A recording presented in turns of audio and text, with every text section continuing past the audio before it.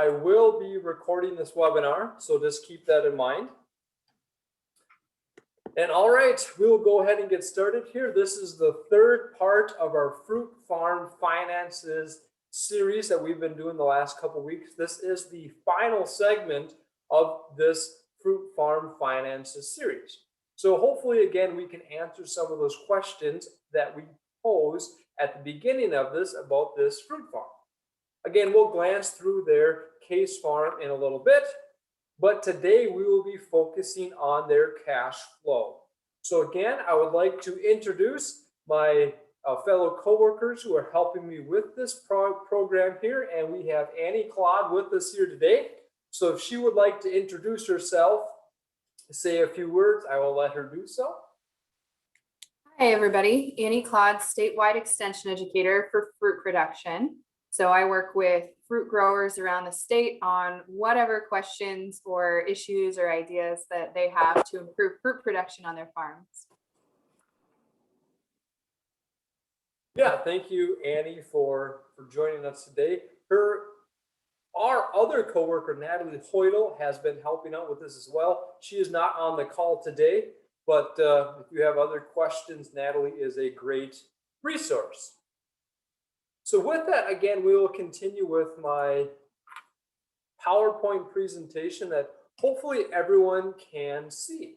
So I think most of you have joined some of the previous two webinars. If not, they are available to view on YouTube. I sent out that link in that email this morning. I'll send one once this is done today as well to help point out where the recordings can be found and just additional helpful resources. So the program approach that we have here today, we have this case farm that we've been looking at the last couple weeks. We'll go through that same case farm and just look at, from again the farmer's point of view, about how well their finances are. So you as participants are going to be the lending review team to see again how well their finances are and if they have the financial ability to borrow additional money. So again, taking charge of your finances here. Today we'll be going over the cash flow. We went over the balance sheet 2 weeks ago, and last week we went over their income statement. So again, these are the objectives that hopefully we have answered the last couple weeks, looking at the farm's financial condition, looking at profitability, determining cash flows, and then what records are needed to help make farm financial and credit decisions. So using these these financial records from the farm to help make better, sound business decisions. So this quote, again, I've said this the last couple weeks, but we'll say it again today. People in business usually fall into one of two categories: those who are fascinated with numbers and those who are frightened by them. So again, this is Ron Abrams. The quote goes on, continues to go on.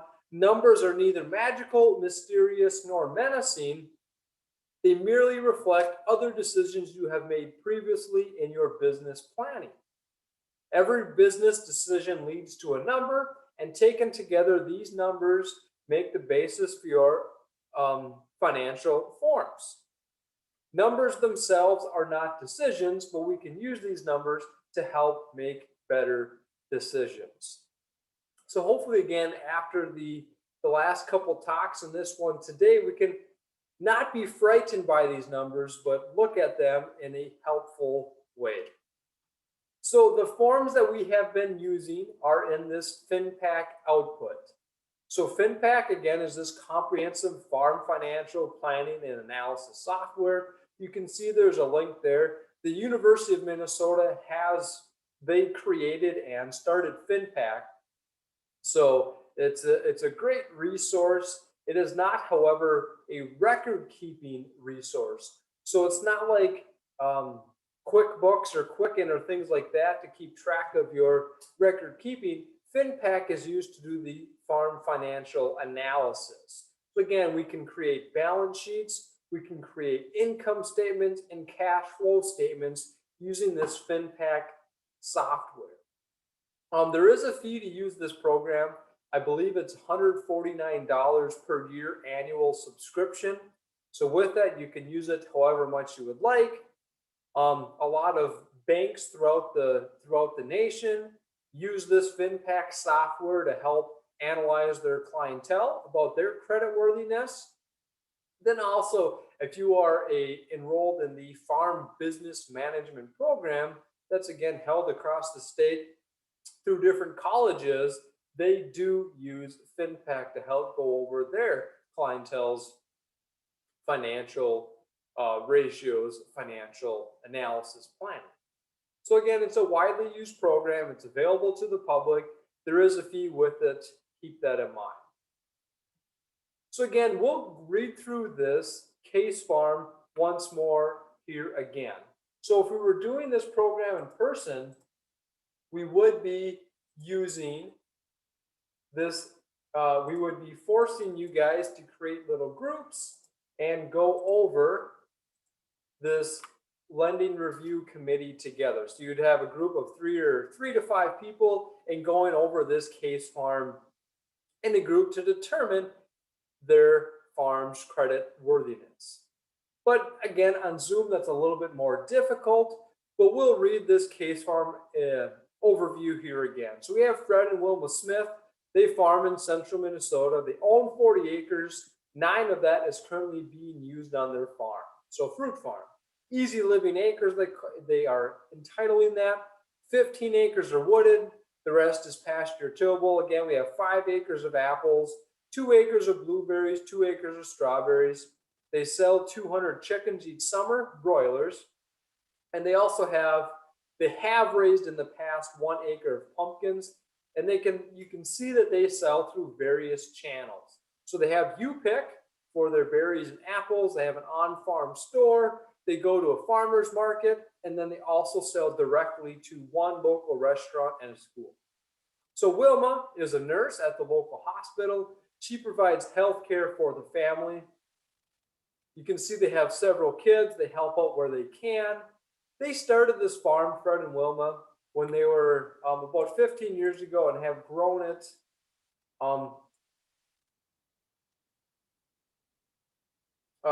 to where it is today. So again, Fred and Wilma Smith would like to buy a utility tractor for the farm. He wants to spend about $20,000. You can see he wants to put $3,000 down and finance the remaining $17,000. So you guys have to answer the question here of, do they have the funds to borrow for this tractor purchase? I can see, so that is our case farm. We'll go through that in a little more detail with the financial forms. A question came in. If a person wants to take out a loan, would the loan institution, so like a bank, would they want to see your farm financial statements, or is that usually expected only on large loans? Well, it probably depends a little bit bank to bank or different lending institutions, but they would probably, no matter the size of the loan, want some form of financial forms or financial statements. So unless it was a very, very small loan, I would think they would want some form of proof that they can get this loan paid back. There are a lot of regulations in the banking industry, and some of those regulations require X amount of forms and proof of repayment capacity. So I would say that probably, yes, a lending institution would want to see some financial statements. And part of the reason banks do use FinPack so extensively is that they create a lot of their own financial statements for their customers. So if you come in there and just go to Bank X, whatever that is called, they may create those forms for you based on other record keeping that you have for your farm. So that might be the approach that they are going to use, but they would probably like to see some financial forms on the farm.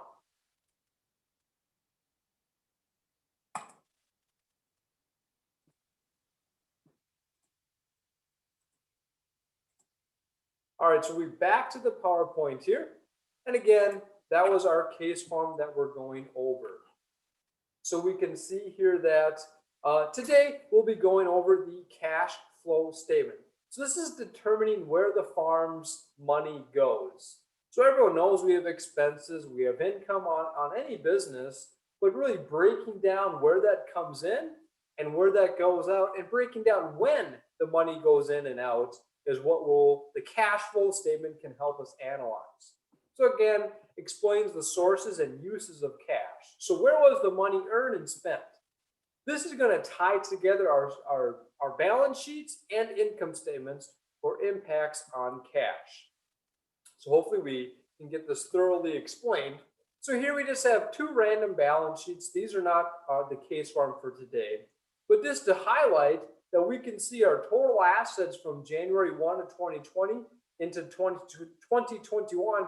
Our assets in this business here increased some, $100,000, and our liabilities increased about $50,000.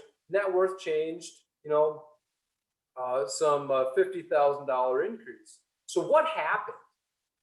From the balance sheets here alone, we can't really say what happened. We can see our current assets increased a little bit, some $4,000. Our intermediate assets increased another $3,000. Long-term assets increased $100,000, so pretty significant increase there. And then same with the liabilities. Each of them increased a little bit. Our long-term liabilities increased about $50,000, but we don't know what was purchased. From this brief overview, it doesn't say, hey, on June 15th, we bought 40 acres of land that increased our long-term assets by $100,000.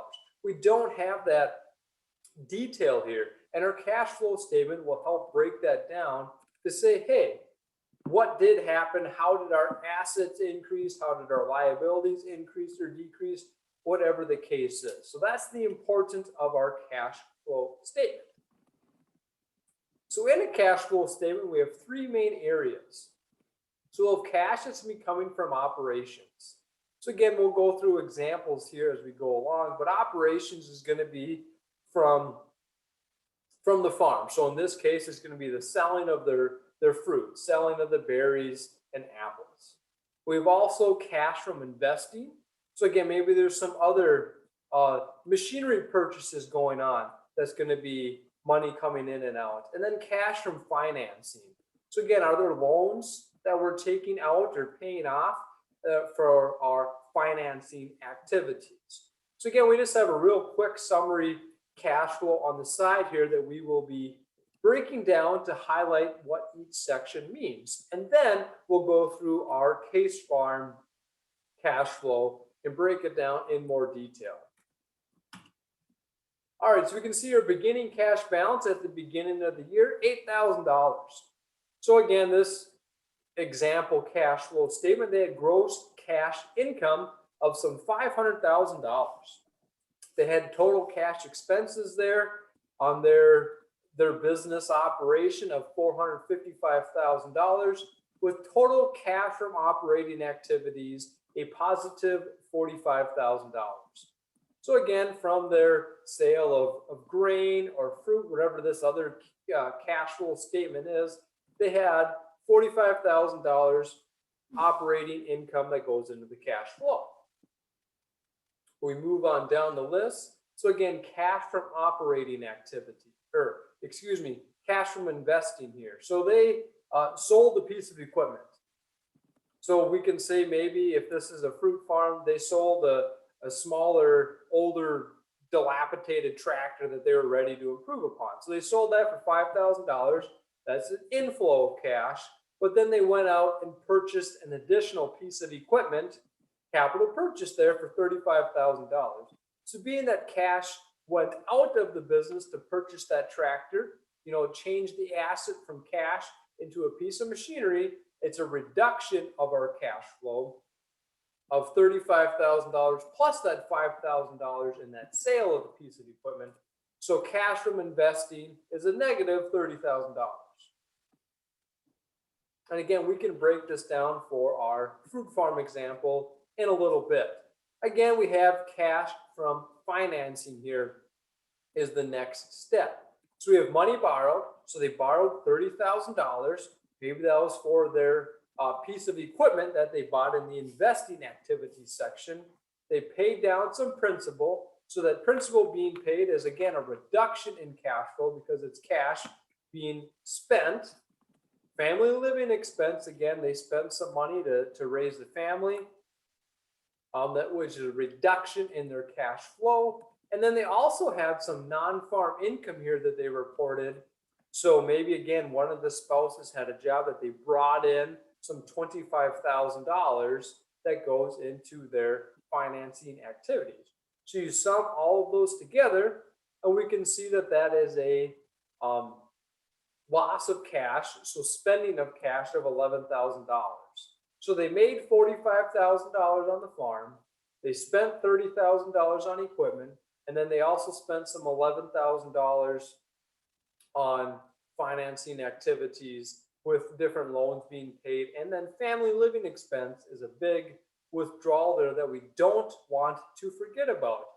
Family living expense sometimes gets a little bit thrown on the back burner, or they just, whatever the discrepancy in cash expenses and paid on the farm, they just attribute that to family living. But hopefully we can break that down a little bit more detail and get what is our family and living expenses. So again, we can see in this simple cash flow, their ending cash balance is an increase of $4,000 at the end of the year. So some key points from the cash flow statement. This tracks cash through the business. So is all the cash accounted for? It doesn't necessarily track business performance. Just because you have cash coming in doesn't necessarily mean that you're making money just because money's coming in. So over time, cash from the operations should pay for cash used in both the investing and financing activities. So to sum that up, in our fruit farm example, hopefully the amount of sales we get in our strawberries, blueberries, and apples can pay for the equipment that we want to use on the farm and pay for the loans and some family living costs for the farm family. So again, hopefully the sale of our fruit and other crops, again, can be enough to grow our business and keep the family fed. So the cash flow statement, again, it's used for planning purposes. So the cash flow statement is going to be looking forward a year. So we'll have a 2021 cash flow that we will be looking at for this example fruit farm. So we can look at their expected sales and sale prices that they attribute to those. And we can analyze and say, hey, are those realistic sale price points of both pounds and dollars per pound? And again, we can either do monthly or quarterly format, and we can also look at operating loan needs within the year. So we'll analyze each of these for our case farm. So this is from our fruit farm finance, or our easy living acres of Fred and Wilma Smith. So you can see they have strawberry sales in June of $22,800. Come July, you can see that they have some blueberry sales of $18,000. So in this example, it does not break down the type of sale. It just sums up your gross sales on a monthly basis. So we don't say that we have, $10,000 in U-Pick strawberry sales and $10,000 worth of farmers market sales, and the remaining from, the direct to restaurant or school. It doesn't break that down. It just says per the month of June, we sold $22,800 worth of strawberries. Again, same thing for July. We can move into August, where we can see that there are, some $14,000 worth of apple sales. Come September, a little bit higher. Come October, that same $14,000 worth of sales of apples in the month of October. We can see that on the bottom, they have some personal wages drawn, where they take out $1,125 per month in farmer wages to the owners, is where that's coming in. We can see that they again have those 200 broilers that they sold in August there for $3,715. So again, we can see at the bottom corner, their total inflow is $121,000 worth of cash coming into their farm business. So again, we'll analyze this a little bit more, but we can see how that breaks down on a monthly basis there of a monthly basis of what's coming in. Again, this is the cash flow section. So there's a question here about, is that personal wages off-farm income? In this example here, this is their farmer withdrawals from the farm. So this is on-farm income. The off-farm income is broken down later on their cash flow. So here are cash outflows. So again, it's very similar looking. The headings are January, February, March, April, May. They're just not printed on the top here. But again, they had some feeder livestock. So they bought the chickens for $500 in June. We can see their seed costs there. They had some in March, some in April of their seed sales, their fertilizers broken down there, and then their crop chemicals there as well. We can see this last column here is a summation for each line item. So total for feeder livestock was $500, for seed, $1,800. We can see as we move on down the list, which months they spent more. We can see as they get busy with their harvest in June, July, August, how the expenses pile up a little bit more, right? They're packaging and supplies. Looks like they're buying that as they need that. Their purchase feed, again, gets a little bit busier there come the summer months when they have the chickens. Again, their labor. So they're only paying for labor in the summer months during their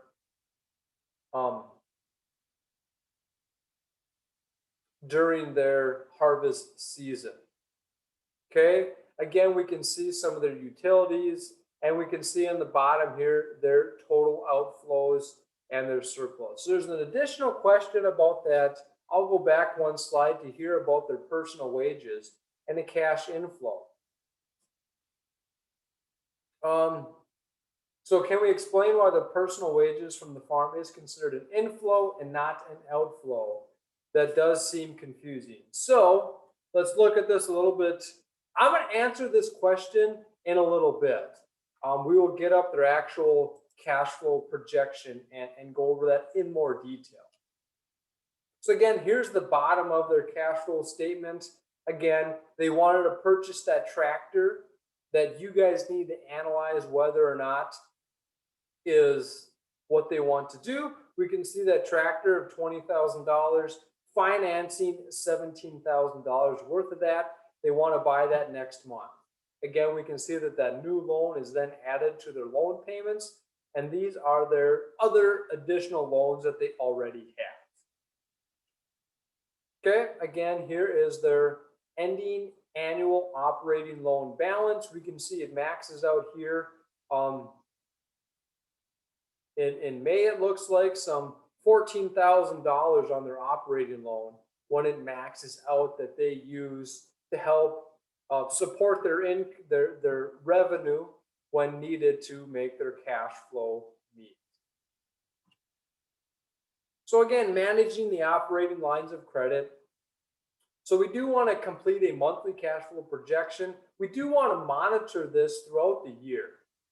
So we just don't want to create this in January and say, this is what's going to happen. We want to look at this every couple months and say, hey, we said we were going to spend, $500 on feeder livestock or $1,800 on seeds for our farm. Is that what we actually spent, or is it a little higher or a little lower? So maybe again, every several months, look at our operating loan and our cash flow to see how well our projections look to what actually is going to occur. Again, we want to highlight, do not finance capital purchases on a line of credit. The line of credit is there for our current business liabilities and not our intermediate assets and other intermediate liabilities thereof, a tractor purchase or something else. We do highlight here trying to zero out our line of credit once a year. And also we'd want to point out that some people have an operating loan, they just use it once in a while when need be. But we do want to highlight you are paying interest on this line of credit. On this operating loan, there is interest being paid. So you don't just want to like kind of forget about it and have that outstanding balance just to help us feel better or make the business cash flow a little bit better. But highlighting interest is being paid and we don't want to forget about it. And again, don't refinance operating debts onto term debt unless absolutely necessary. So if you have this outstanding operating loan or line of credit and maybe your payments are getting a little bit difficult currently, the final bullet point there is saying don't extend that current liability of a line of credit, don't extend that into several years down the road to make the payment smaller. You can do that in, when it's absolutely necessary, but if you can get away with not doing that, that will be better for your overall business success. So again, real quick review here. Cash flow is going to track the cash flow, believe it or not, through the operation. So where the money's coming in and where it's being spent. Cash flow planning looks at annual operating needs. And again, cash from the operating activities should fund both the investing and financing activities. And again, our end goal here is to have ending cash greater than beginning cash. We want to be kind of expanding our business and not losing cash to keep the business operating. Again, our three main areas, operations, there's cash from operations. Sorry about that, cash from investing and cash from financing. Okay, so with that, we're going to go in more detail and answer any questions we have about this farm's cash flow statement. Okay, so again, let me get up their cash flow and we'll go through this in a little bit more depth. Okay, so hopefully everyone is seeing this FinPack monthly cash flow plan. I can zoom in a little bit if that makes it a little easier to read. But again, this is what their cash flow statement is going to look like. So again, hopefully everyone has access to this. We can see, looking at the top, total operating inflow. So they have anticipated, so this is looking forward here for 2021. So we can really go through here and analyze, are these numbers realistic? Are they a little too optimistic or pessimistic? So is this $116,000 of total operating inflow true or not? Again, we can see that they have $70,000 in outflow. They have that tractor purchase worked in here already. You guys have to give the green light about that tractor purchase. Again, we have our change in working capital. We can see it's actually, our inventories are increasing a little bit. We move on down the list. Gross cash farm income. Break it down here. Earned net worth change. Lots of numbers on this page. Hopefully it's not too overwhelming to look at all of this. Term debt coverage breakdown. So they have net farm income projected to be $19,000. They have some depreciation. They have their personal income from the farm there of $13,500. Again, we also have interest on term debt, repayment or capital debt repayment capacity, term debt payments there, some other financial ratios, and then we scroll on down the list. Again, this is that same breakdown that we saw in the PowerPoint, but hopefully we can look through this in a little more detail. So again, we had a couple questions coming up here. I'll just make sure we answer them. So we had a couple about their personal wages. So they have this $13,000 $13,500 here that's coming inflow to the farm. So let's try to look at this we have some confusion on if that's an inflow or an outflow. And I'm trying to make sure I answer this clearly here that of where it is going to be. And part of this is, part of this discussion is, did they put this in the proper category or not, right? Maybe this is a mistake. Maybe that is not supposed to be there. So we need to think through this as a group. Again, if you guys have other questions, you can throw them in through the chat box or through your microphone. I'm just trying to look through their cash outflows to see if there's other wages on there.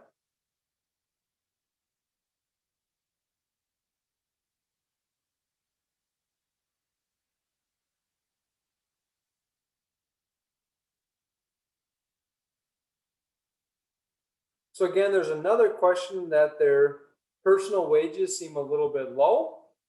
And is that realistic or not? And how does that, if there's advantages of changing that number around?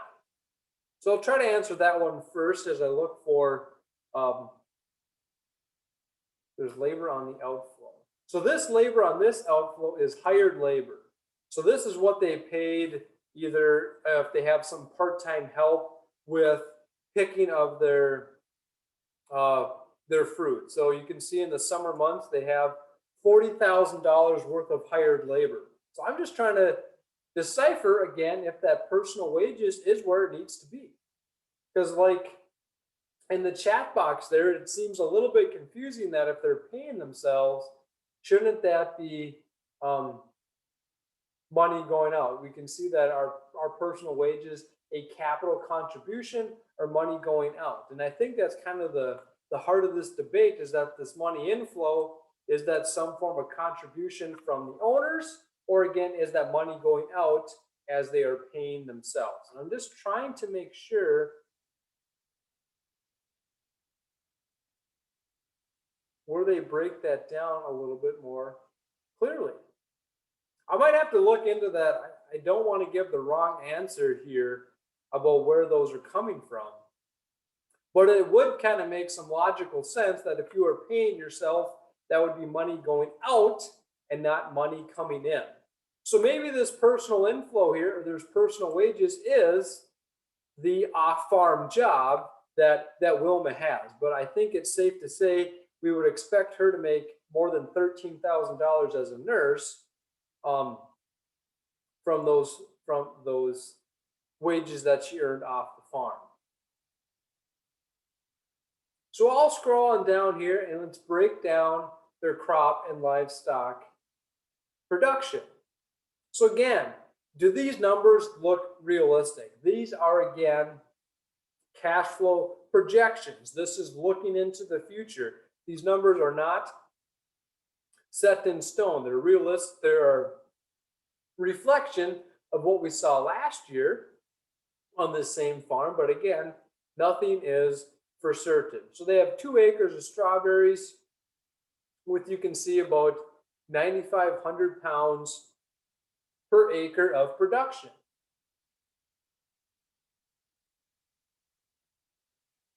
So is that a realistic number? Are you expected to get about 9,500 pounds per acre of strawberries?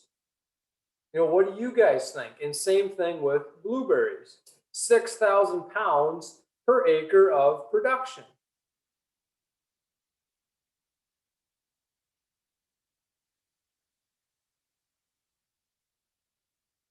There's also another good point in the chat box here about, is this cash flow looking at strictly the farm or the farm and business as a whole, or excuse me, the farm business and the family expenses as well.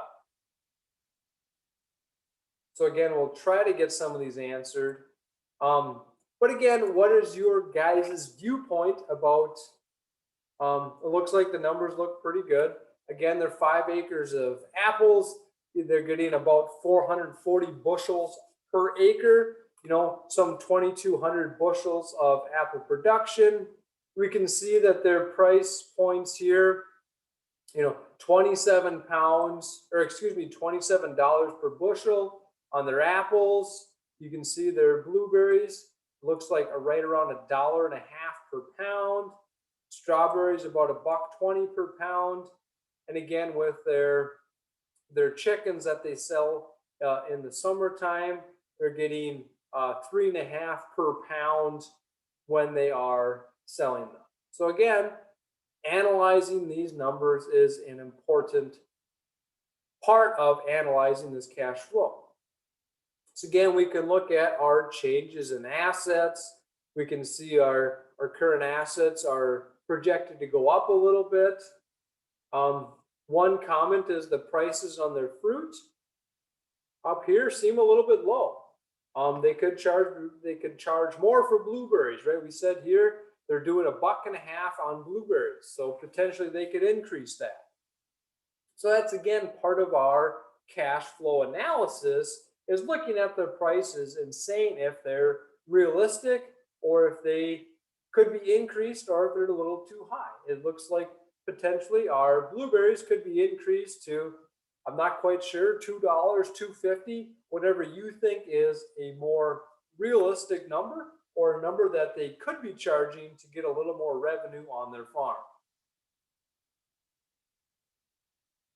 Apparently strawberries could be a little bit higher there as well. They were charging $1.20 per pound, and there's room for some increase there as well. And that again is a blended measure of both the U-pick and the prices sold through the farmers market. They did some of each on their strawberries. So again, that's a blended number of a combination of their different selling channels.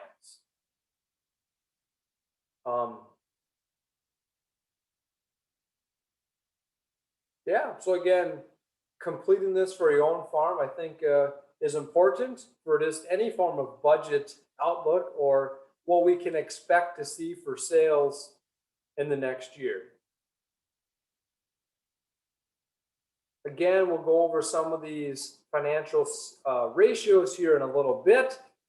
So I don't know if we quite fully answered about this personal wages. So if it is cash inflow, we would have to assume that that's cash coming into the business. That's what inflow means. And also, again, looking like that should be some form of off-farm income, because if it was the on-farm income, we would have to assume that that would be a cash outflow. So, again, I'm not quite sure if this is a question, but it's a comment about the all fruit sales. Increased whole dollar price. They could be charging more for smaller containers. So again, it's kind of depending on how they're selling this fruit. They have, again, combination of selling points and places where they're selling it. Again, the U-pick, some farmers markets, and some wholesale to the school and the hospital. I believe they're selling some fruit to as well. So it depends on where they're selling that. And that's one disadvantage with this cash flow, is that it doesn't break down all of the different sales. We need, again, some other, QuickBooks or some other software that's going to help collect each individual sale, or a breakdown of how many pounds you sold to the farmer's market. Maybe you sold 5,000 pounds there for $2.50 a pound. And on the U-pick, maybe you sold another 5,000 pounds and only charged $1 per pound. So there's a question here about, should you be paying yourself a salary and that be part of your finances? I think it's important to charge yourself a salary. I mean, that's part of your farm business. I think sometimes, again, they always get a little bit blurred with personal versus business, expenses and some of these other asset usages. But I think paying yourself a salary is important, just to show that, again, you are being paid for your labor. The farm owners are putting in a lot of labor here themselves, and making sure that they're getting paid for that's important. So again, advantages, disadvantages. Some of your business, it depends also your business structure. If you're set up with, a more formalized business structure or of a S corporation or an LLC, some of those require that the owners get paid a salary. I believe S corporations, you are required to pay owners a salary. So that again is a requirement that if you're a sole proprietor and maybe you're not necessarily a very strict business structure, you're just doing the, again, sole proprietorship, maybe the non-formalized salary has been working. There's a question about what's a reasonable wage for yourself. Part of that depends on what the farm can afford. You can't be afford to paying yourself $100,000 in salary if your farm can't afford that, right? So we need to be reflective of what our farm can do. And again, how many hours are you putting in? Is this a full-time job? Or are you just spending some of your summer free time on the farm and not necessarily working full-time? So I guess a reasonable wage for yourself is hard for me to answer, given the different factors of how many hours you're putting in. Again, what is your expected worth? Are you being just a simple laborer, or you do more of the business planning and help the business looking forward in ways to expand and grow? There's lots of different ways that the owners can be helpful for the farm. So I know I didn't really answer that question, but that's kind of dependent on each individual farm. So with that, I'm going to go back to our PowerPoint and wrap up some of the financial ratios that we can see from this farm. So hopefully everyone's back to our PowerPoint here. Excuse me. Hopefully now everyone can see this PowerPoint again, and we can go over this cash flow statement analysis. So again, we can look through from the cash flow, we can look at our repayment capacity and our financial efficiency. Those are the ratios that we can analyze. So again, term debt coverage ratio. So this number is going to help us determine if we can afford to pay for the loans that we have set up. So we can see this number, how it's calculated. It's looking at net farm income, adding back in our depreciation, adding back in our personal income.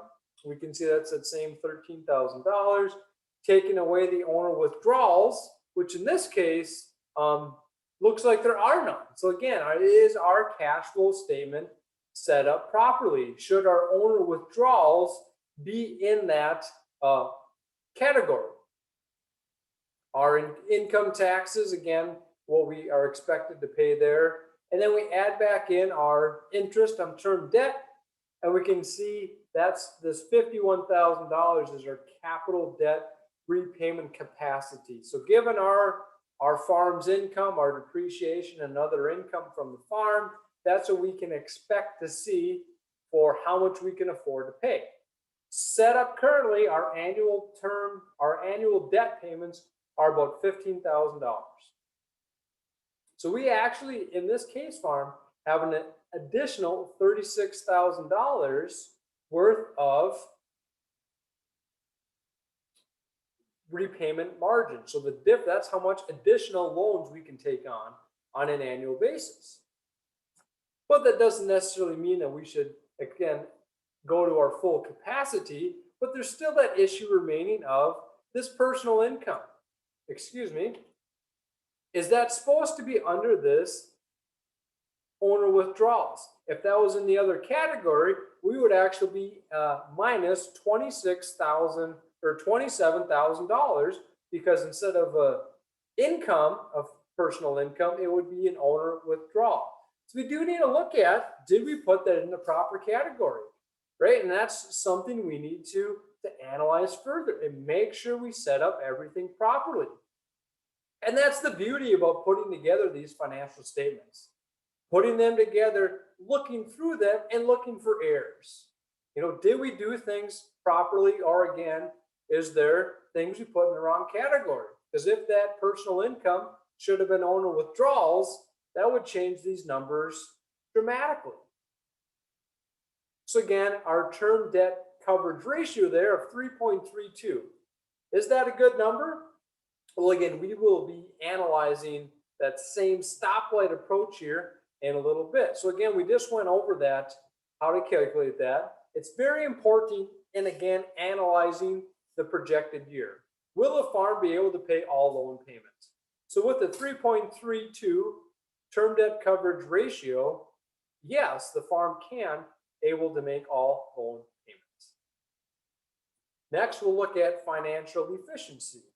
So we have 4 different financial efficiency ratios we're looking at. How much went into our operating expense, our depreciation, interest expense, and then what was left at the end of the day for net farm income. Again, our operating expense, we can see we're taking our total expense minus our depreciation, minus our interest, divide by gross farm income there of $102,000. So 62.7%. So that's what portion of farm expense are gross farm revenues. Our depreciation, again, that's our total depreciation divided by this gross farm revenue, again, 14%. So what portion of farm income is used to maintain capital assets? Interest expense. Again, interest paid divided by gross farm revenue. What portion of farm income is used to pay interest on debt? And then the last one, net farm income. What's left at the end of the day? How much of our gross farm revenues remains as profit? So we'll again do this same stoplight approach to show whether or not these are good numbers. So our term debt coverage ratio, we want that especially to be above 1.25. If it's below 1, that means we can't make all of our payments as scheduled for the current year. So 1.25 is the buffer for being vulnerable. We can see if we're above 1.75, we're doing pretty good. In this case, we were 3.3. So that's a pretty strong number. But again, I think we went over this as a group that we think maybe they put together their cash flow statement a little bit inaccurately, showing their owner withdrawals as personal income.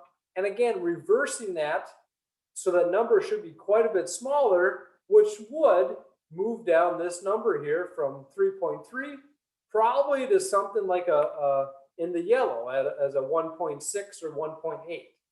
We can do that math here in a little bit. Or excuse me, let's just go back right now.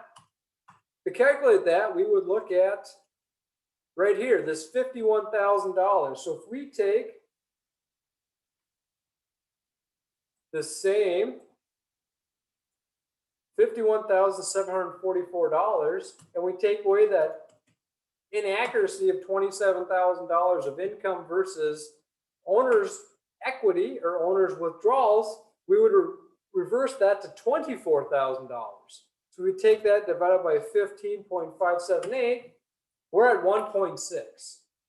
So maybe this number should only be 1.6. And if we look at 1.6 on the same graph, we're right in the yellow. So again, is this number true? That's again part of our cash flow analysis, is proving if things are correct or not. Again, here's this stoplight analysis of if we're in the red, yellow, or green. Again, if we're in the red, we want to be looking at restructuring some loans, maybe selling off some unneeded assets, using those funds to help reduce debt. In the yellow, decrease our family living if possible. Again, decrease operating expenses, carefully consider new debt. In the green here, maintain farm revenues, invest in productive, profitable assets. Our next analysis here will be this cash flow, the financial ratio measures. So we can see how we want those to break down. These financial ratios give an insight into the business as a whole. So are farm assets being utilized to their fullest potential? Maybe we should expand our business a little bit, add a few more acres if we have the time and the equipment to do so. How well is gross income being managed? What changes are needed or may be needed to maximize profits? So again, here's our breakdown. Our operating expense, 62.7, almost in the green. It's kind of in the high yellow category, so it's not a horrible number. Our depreciation ratio there of 14% seems really, really high. For whatever reason, we have a lot of depreciation for the gross income that we have. So why is that? That's something we can take and look into further and say, how can we reduce our depreciation? Is it that we need to sell some unneeded assets? Is it just we have some newer assets that have a little higher depreciation towards the beginning of their lives versus the ending of their lives? But that's, again, something we can look in further and use that to help look at and say, hey, I want to be more efficient in my business operation. How can I do so? Interest expense at 4%, that's in the green, right? That's a pretty solid number. It's not a huge number. We are not using a lot of our gross revenue towards our interest expense.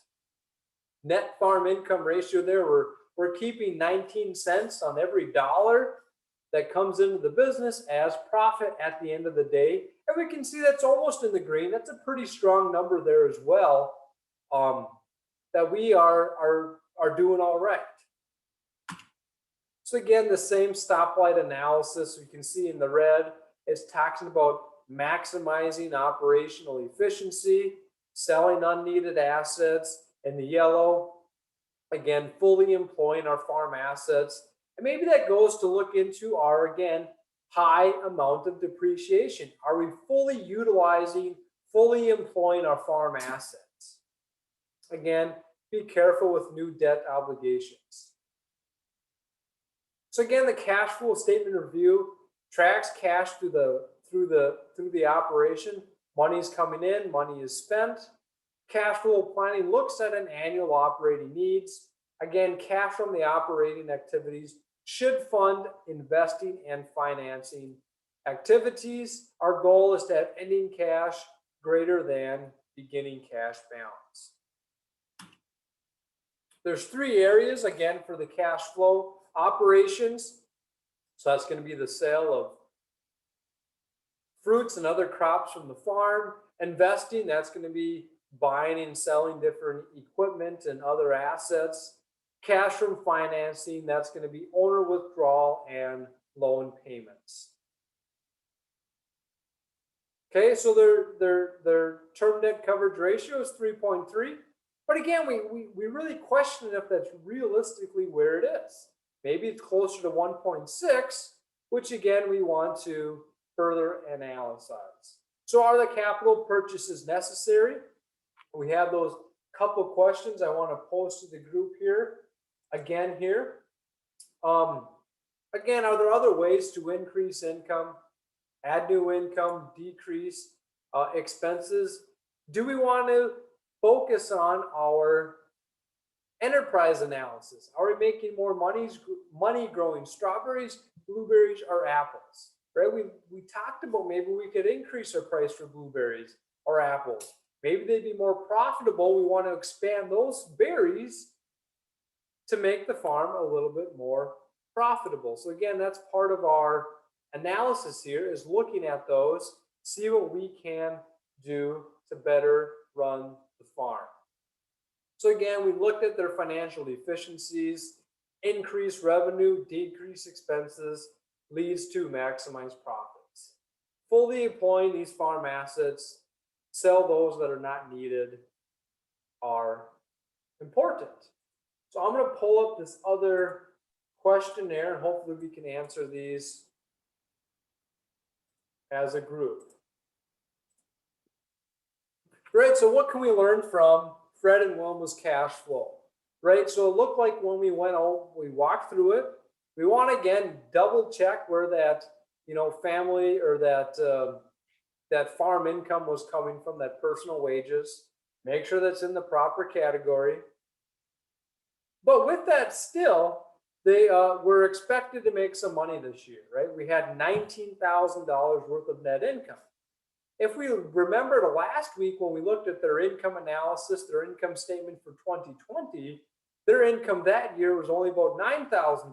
So they're expected to see about $10,000 in additional net farm income. So that's a positive. Do we have any concerns about their cash flow projection? So again, we walk through their cash flow. The biggest questions, again, making sure we label things properly, put them in the proper category. Will the Smiths be able to repay the loan that they're requesting? So hopefully you guys can think about this and say, should they buy that tractor or not? And again, from their income analysis, from their cash flow statement here, it looks like they could afford to buy that additional tractor. It looks like that could be beneficial to the farm, especially if there's room for an increase in their prices on both the strawberries and blueberries, which would increase the revenue a little bit. So then you guys have to think about, as you relate this with your own farm, are you comfortable with that additional loan? They asked for that operating loan increase. Is that really needed? The last two questions here again about the structure of Smith's debt. Is it appropriate? There were not a lot of concerns about their debt structure. And again, any other suggestions for this farm moving forward? Any other questions from the group here?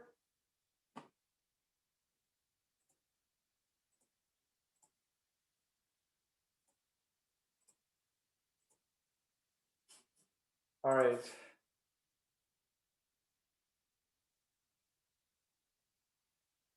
All right, so we had a question here relating back to their wages seem very high. So I'm assuming that's going out to their hired labor. They had $40,000 worth of hired labor. And, one individual said that seemed pretty high. If you are using FinPack, can you make these adjustments on fruit prices to see their effects? Yes, in FinPack.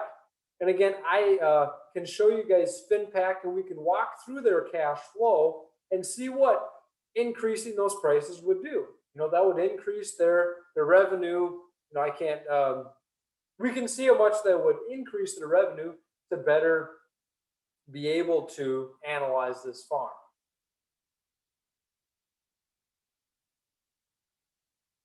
So there's another question proposed to the group. What is the appropriate prices for strawberries and blueberries and apples for per pint or whatever other way we're selling them, per pint or per box or per peck? I don't actually know what peck is. But what are appropriate prices? How do you guys best determine what your prices are? Okay, so the one response was it's very dependent on your location and where you live. And your customer base. Maybe a really strong customer base. The surrounding community loves your fruit and they're willing to pay more than maybe you think they would. I guess location is pretty important, and maybe the how long you've been an established farm. If this is the first year you're in operation, you don't have the following, the camaraderie, the groups, the community support that maybe you would have if you've been in business for 5 or 10 years and always have tasty fruit that you're selling to the group. Any other thoughts from the group about pricing and price points? Again, do you guys go to supermarkets and say, they're charging $2 a pint, I want to be the same or a little higher, a little lower? Or do you do more of a cost of production analysis? You say, hey, I have X amount of labor in here. I have X amount of seed costs. I need, $2 per pint to break even. I'm not quite sure how they answer that. And I don't know if prices change. So the one response is that setting prices evolves over time. So hopefully that was helpful to the group. Any other questions here? Again, we had the one question about looking at their actual cash flow and changing those numbers to see how these ratios change. Changing those prices of strawberries up, 20, 30 cents per pound, or same thing with blueberries. How much would that impact the bottom dollar? Those are things we can look at here in a little bit. Any other questions from the group? Okay, so the one other response is about no matter where you live or how long you've been in business, making comparisons with other growers across the state for pricing is an appropriate thing.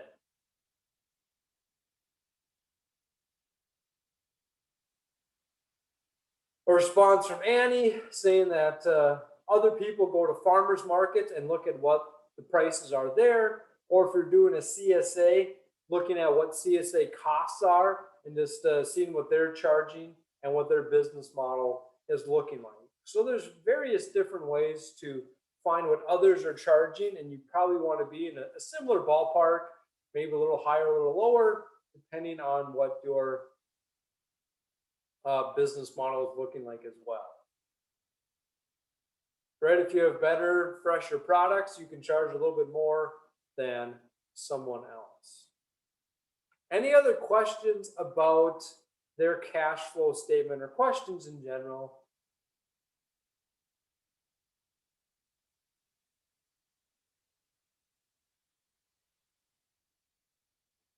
Group has been fairly quiet, but that's all right. We will meet again next Monday, a week from today, and that talk will be a little bit more on labor. So we'll have kind of a labor analysis, looking at ways to look at for hiring, looking at ways to give proper feedback, and also looking at some H2A labor and just some other labor topics in general. So the next week's talk will not be on the same case farm, this fruit farm finances. It'll be a little bit different, but hopefully you find it useful nonetheless.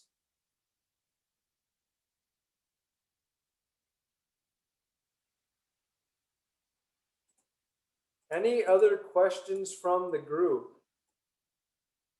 Again, I can pull up FinPack if you guys want to